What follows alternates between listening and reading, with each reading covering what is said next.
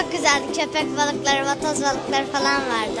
Böyle sanki okyanusun içindeymişim gibi. Burası gerçekten çok güzel. Herkes içindeymiş gibi hissediyor kendilerini.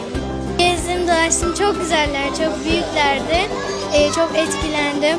Bence gelmeliler çünkü bu kadar balığı yakından görmek çok güzel bir duygu.